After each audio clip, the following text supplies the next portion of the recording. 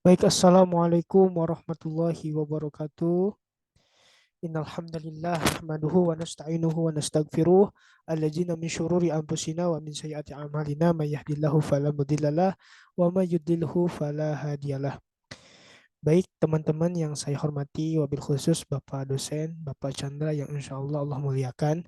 Pada kesempatan hari malam ini, izinkanlah saya untuk menyampaikan putusan hukum acara perdata yang dimana saya akan menyampaikan 5 menit saja insya Allah. Jadi saya akan menjelaskan secara ringkas tapi mudah-mudahan bisa dipahami oleh teman-teman semua. Baik, tugas ini merupakan tugas mata kuliah hukum acara perdata. Teman-teman semua, jadi kita akan membahas terlebih dahulu terkait definisi dari putusan. Apa sih putusan? Kita merujuk kepada pendapatnya Profesor Dr. Sudikno, salah satu guru besar yang memang ahli di bidang hukum acara perdata. Beliau menjelaskan bahwasanya putusan itu adalah suatu pernyataan yang oleh hakim atau suatu pejabat yang diberi wewenang untuk diucapkan, di persidangan dan bertujuan mengakhiri atau menyelesaikan suatu perkara atau sengketa antara para pihak.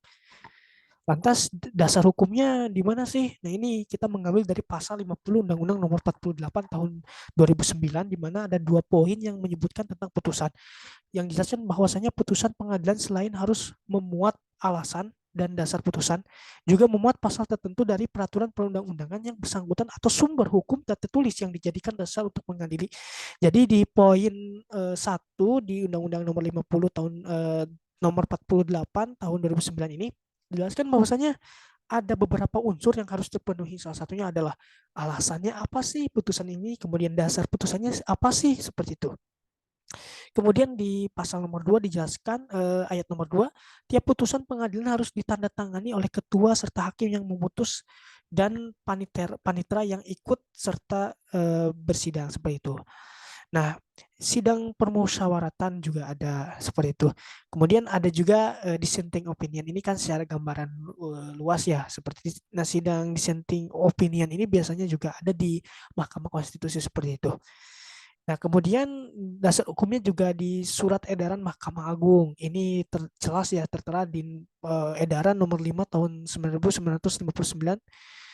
Ini juga ada instruksinya. Kemudian sidang terbuka untuk umum. Putusan hakim harus dibacakan di depan persidangan yang terbuka untuk umum. Memang ini untuk mengimplementasi mengimplementasi asas hakim itu terbuka untuk umum dan transparan, tentunya seperti itu.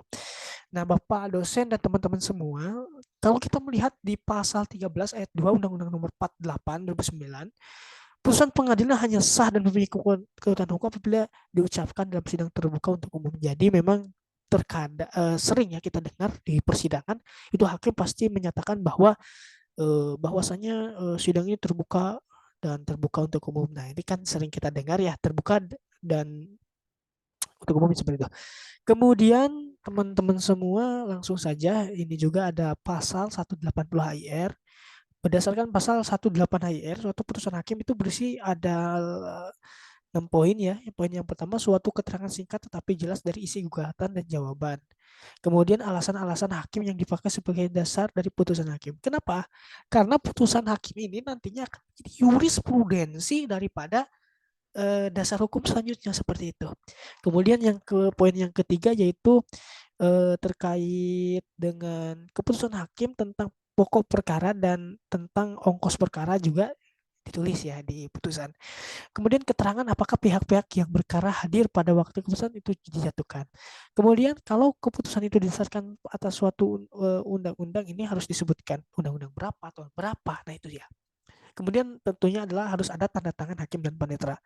Loh, ini hakimnya tidak ada tanda tangan, nah, berarti tidak sah. Walaupun sudah diucapkan seperti itu. Jadi tanda tangan itu penting. Memang ada beberapa kasus yang memang ketika ini belum ditandatangani, apakah mengikuti kekuatan hukum? Itu tidak. Ada sebagian yang bilang seperti itu. Jadi tanda tangan juga ini berpengaruh pada kekuatan putusan itu tersebut. Baik, bagian putusan ini harus ada kepala putusan demi keadilan berdasarkan ketuhanan yang Maha Esa. Ini ada di pasal 2 ayat 1 Undang-Undang Nomor 8 tahun 2009. Ini jangan sampai terlewat ya, karena ini juga termasuk ke dalam beracara seperti itu. Kemudian identitas pihak-pihak yang berperkara itu harus disusun. Kemudian bagian putusan ada pertimbangan amar putusan atau diktum putusan. Apa sih diktumnya amar putusan yang dijatuhkan oleh hakim? Nah, ini yang juga harus dijelaskan. Ya, yang paling penting adalah jurisprudensi. Nah, ini juga dasar hukumnya di putusan Mahkamah Agung Republik Indonesia nomor 638. Ini ada yang nomornya tanggal 22 Juli. Memang ini juga menjadi dasar hukum. Baik teman-teman, suatu putusan perkara perdata bentuknya apa saja sih? Yang pertama, suatu penolakan gugatan penggugat, yaitu dalam hal gugatan tersebut tidak dapat dibuktikan oleh penggugat. Nah, bisa nanti hasilnya di putusan. Atau suatu pernyataan tidak dapat diterima atau disebut dengan bahasa latinnya itu niat on van clich perclet no. Kemudian suatu pernyataan mengabulkan gugatan penggugat dalam hal pihak penggugat berhasil membuktikan secara sah menurut hukum mengenai gugatannya.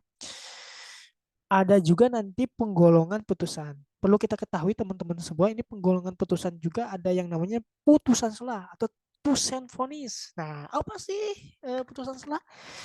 Putusan selah ini maksudnya adalah dijatuhkan putusan di akhir dengan tujuan untuk memungkinkan atau mempermudah kelanjutan pemeriksaan perkara. Selama putusan selah diucapkan dalam sidang dan merupakan bagian dari berita acara persidangan terhadap salinan otentik dari putusan selah tersebut. Kedua belah pihak dapat memperolehnya dari berita acara yang memuat putusan selah tersebut. Ada lagi yang disebut dengan putusan akhir atau end ponis. Apa sih yang dimaksud dengan putusan akhir? Nah, putusan akhir ini merupakan putusan yang mengakhiri perkara perdata pada tingkat pemeriksaan tertentu. Teman-teman semua seperti itu ya. Mungkin nanti bisa kita pelajari karena waktunya terbatas selama 5 menit saja teman-teman semua. Terima kasih, saya Disti Rabdi Rizky. Wabillahi taufiq wal hidayah. Wassalamualaikum warahmatullahi wabarakatuh.